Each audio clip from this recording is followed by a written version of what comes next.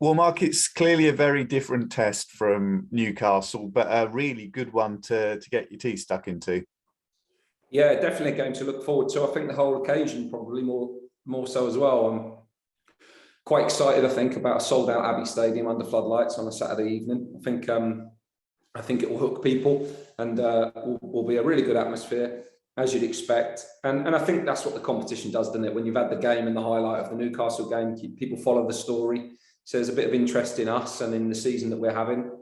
And yeah, the fact that it will be on the television, red button, and people can have a look at where we're at as a club and as a team. I think it's a great occasion for us.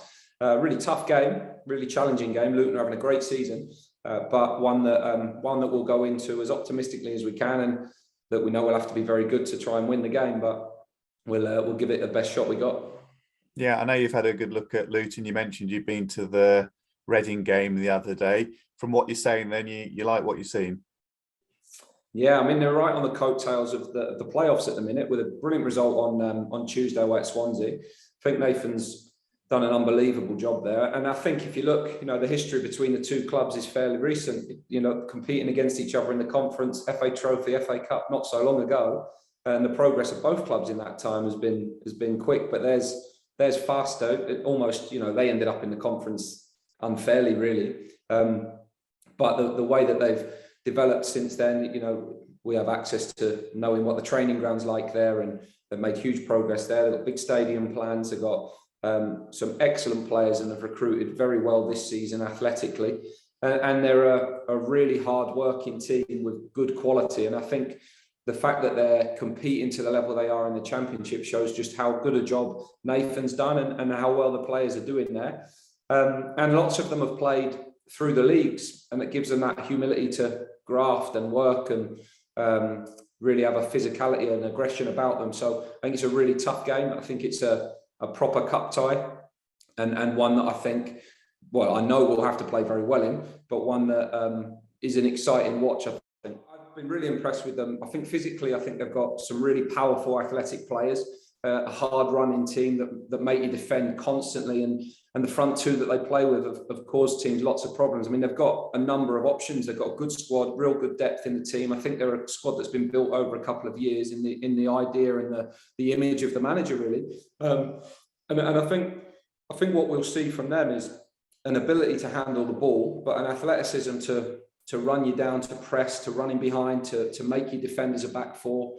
It'll be a really challenging game for us, and one that we'll have to be at the very best of our game to be competitive in. I think it will look very different to the Newcastle game in lots of respects, and it's a completely different tie. And I understand, you go to Newcastle and you win, so people see this one as a winnable one. We know we're the underdog going into it again. It's a free hit in that respect for us, but we know we're a good side too, and hopefully we can be a match for them. Yeah, different in the sense that Newcastle, of course, big Premier League side, loads of quality players, but really struggling for wins anywhere heading into that game. With Luton, they've been on a good roll. Yeah, very good. And they're in the same situation as us. Both teams have played a heck of a lot of football since the turn of the new year. So I think both squads are stretched a little bit. I think they've got more options probably than we have. But in that sense, we know that the games keep coming. Both of us have got league games on Tuesday. Both of us had league games on Tuesday, both long away days for us. So there's some similarities in that sense as to how we go into the game. And both teams will want a cup run. Both teams want what the cup can bring. Both teams want to win this game, but both teams also have priorities elsewhere. So we know what this is. It's a nice break away from the league. It creates a different mentality. It's an occasion really when you play cup football, and I'm looking forward to it. Yeah, much like back in 2015, Luton was the game that set up Manchester United. Clearly, the prize here is to get into the next round, and every time that you make it into another round, the number of teams goes down, the profile goes up, the everything that goes with the competition increases, and it's all there for you. It is, yeah. I actually forgot it was Luton that was the game that led to Man United. So, hopefully there's some history there that might rewrite itself. But look, we've had a major day in the last round. The draw was brilliant to us in the last round. The purse, if you like, was Newcastle for us in the competition this year. The price was we had to then go to Bolton on Tuesday night as a consequence. and the prize is home to Luton. So a game that we can really go and attack and have a go at, and see if the competition can continue for us this year. I think that's the beauty of the cup competition. It's the what might happen. It's the what's possible.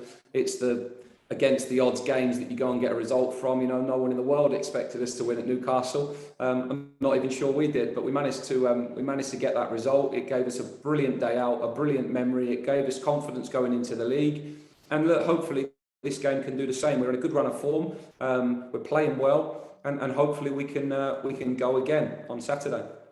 Let's do the team news then. Jack Iredale picking up that injury on Tuesday night. What's the latest there?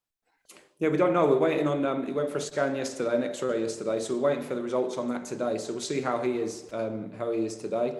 Hopefully, it's not too bad, but it's very early on that one, so he'd be a doubt certainly for the weekend.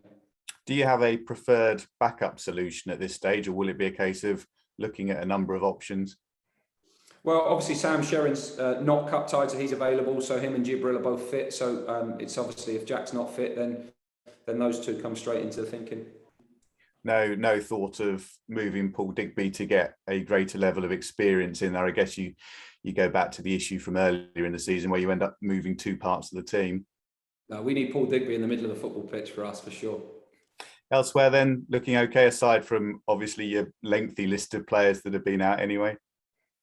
Yeah, I mean, we've got some good players missing at the moment. It's I probably showed a little bit on Tuesday. If you're without Jack Iredale, Lloyd Jones, Greg Taylor, Shiloh Tracy, Jensen Weir, Joe Ironside, a lot of teams have missed those players. So we certainly look forward to the days when they're coming back, which, to be honest, isn't so far away. Jensen will be out running today, which is the first day he'll get back on the grass after his setback. So we're hopeful that he can be round about us soon. I think the number of games that we're having at the moment is the frustrating bit. You can miss a certain amount of weeks, and you hope if it's Saturday to Saturday weeks, you're not missing too many games. But it's the number of games that people miss because of that at the moment. Shiloh and Lloyd are going really well. They'll be joining in group training again in the next few days. Greg's training regularly with us again now. So we're chipping away and getting there with the squad. But obviously, I think I've said this recently, that this fortnight is the one that really stretches us a little bit Tuesday, and with the 3 games that we've got in the next 7 days, that will be the case again. But the lads are doing great. They're working really well. They're pushing themselves to the edge, which is exactly what we ask of them, and they're in the games. And we've got to keep doing that for the next week. Is there enough time available on the training ground that if you want to go with Laurent Talmage as a starter on Saturday, is there enough time to work with him and get him into the way that you play? Well, he'll certainly have more sessions now than he did have in the previous. He joined us Monday, so we trained Monday, but we didn't do so much. The good thing about a Saturday game after a Tuesday is you have got the extra day on the grass, so the extra day to recover and the extra day to work. So he'll work today with the ones that need a session, and then he'll be about tomorrow. So there's certainly more opportunity for us to work with him and get him up to speed and get him into our way of thinking, really. So he certainly comes a little bit more into the thinking. It might be still a bit too early for him to go in as a starting player for us, but at the same time, I think the more time we spend with him, the more opportunities he'll get with us. So with the number of games that we've got, he's a good option for us to have. Cool, that's great for me. Mark, you talk about the magic of the FA Cup, and it's a lot of it's about fan memories, and obviously there's a history there of the United game, Leeds and others, and Newcastle this time round. But it's important for the club that fans come along to these games, and that it generates an interest outside of that and moves on because of the revenue that brings over the season and beyond. Yeah, absolutely. I think the revenue from one-off cup games is obviously additional and well received. But like you say, the way we develop as a club is to increase our fan base. The way you do that is play big games against big teams that attract floating fans that are hooked and hopefully come more often. So we know the atmosphere will be great on Saturday. We know that there'll be people coming that don't normally come, and we want to try and give them something that makes them want to come back, because that's the only way we can keep developing and creating new fans. And I always think about the younger supporters that come for the first time, or that haven't really been through some of the darker days that many of us might have been, that come and see promotions and Newcastle away and things in their early years, thinking that's what supporting Cambridge United is like. Well, if it hooks them for lifelong supporting, then that's fine by me. So they'll have to understand that it doesn't always look like that. But yeah, the more people we can hook along the way, the better.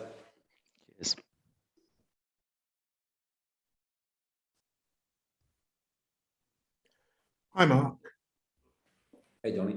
No one else has joined, Tim, so I will. Can I just expand on one point that you made regarding Luton? You said some of the players have played through the league, so to speak. I remember Nathan Jones saying before the Harrogate game that they would be able to handle the atmosphere of that contest brings because of that experience of playing through the leagues, and that they're quite humble as a squad.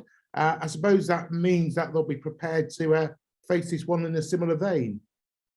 Oh, without doubt, yeah. I mean, I think usually the team's a reflection of their manager, and certainly in the sense of Luton, they're a hard-working team that they won't drop their standards at all. They'll want to win the game. They'll come and work hard. They'll come and run hard, and we have to be ready for the physicality. In terms of the atmosphere, it'll be a good atmosphere Saturday, but they'd have played in bigger, I'm sure. And it's one of them that we know what to expect from them.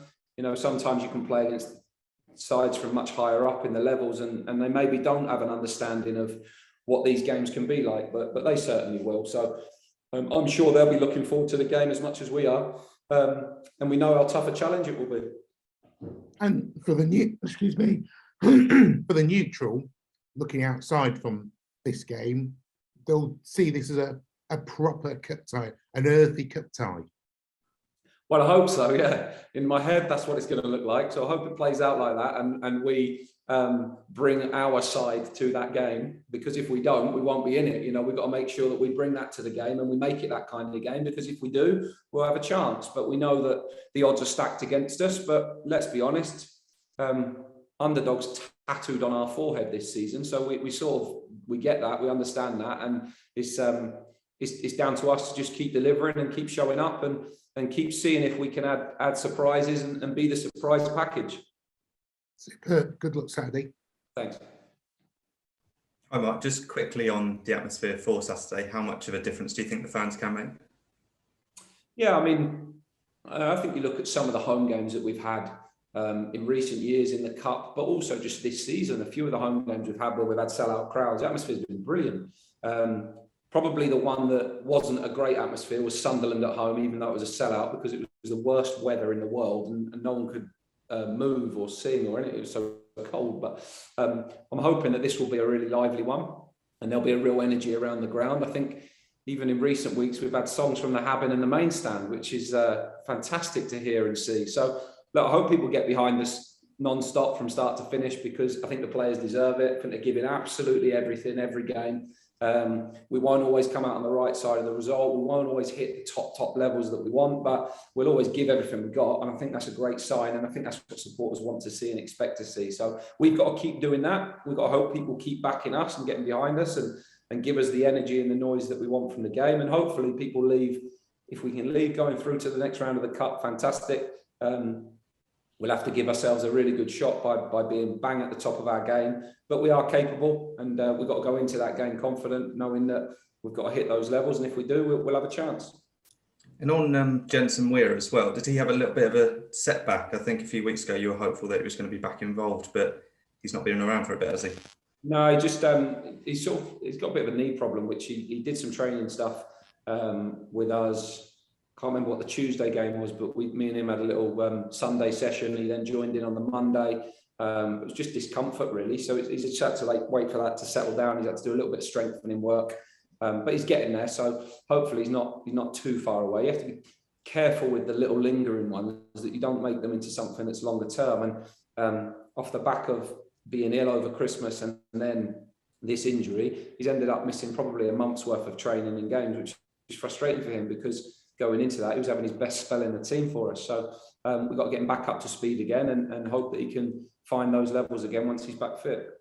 With those three that are a bit closer, Jensen, Lloyd and Shiloh, have you got a hope as to when they might be back? Do you think it might be in a couple of weeks' time or so, once this difficult run of fixtures are out the way? Yeah, I think the difficulty is the number of games means we have less sessions, so there's less chance for them to get themselves flying in terms of training sessions. So it's really hard to put timelines on. You never really want to do that, just because they're just a target that you get shot down for. So I think the next few weeks are going to be really hard for them with the limited number of sessions and the number of games that we've got. But maybe once we get to Accrington week after the Burton game, or the week after that. We'd like to hope that they'll be in full training and start to become available. But we'll have to understand they've missed a lot of football, so it's going to take them some time to get themselves back in the hunt. And then in terms of Joe Ironside, he's going to be out for a while. We don't know how long, but we certainly don't expect to see him for a good number of weeks. No worries. Thanks, Mark.